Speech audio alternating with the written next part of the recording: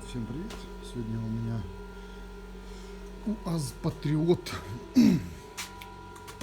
Не работает у нас дверка, не открывает, не закрывает. То есть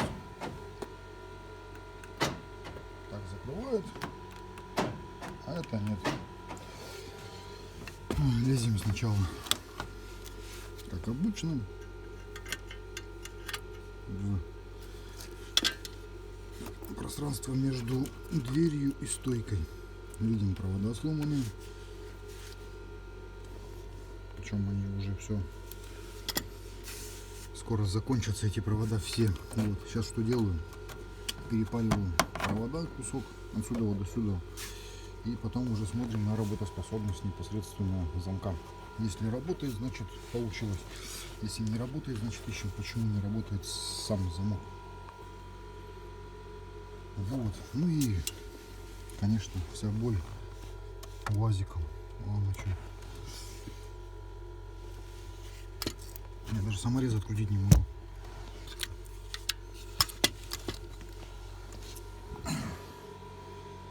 Вот что осталось.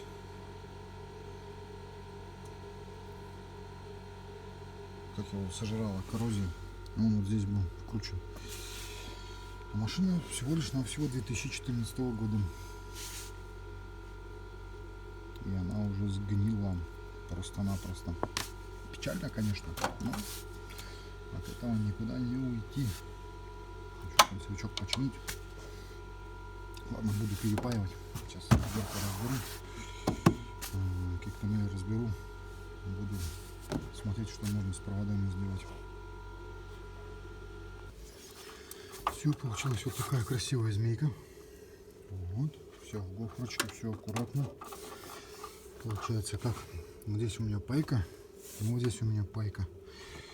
А вот эта часть у меня остается целая. Соответственно, вот эту часть я запихиваю в стойку, а вот эту часть я запихиваю в дверь. И вот эта часть будет гулять в резинке. Все это дело смажу силиконом.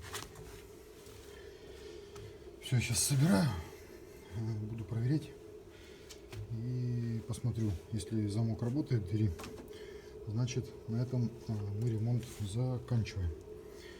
А если же замок у нас не работает, ну, из-за того, что провода были порваны, значит буду выяснять причину, почему у нас не работает сам замок.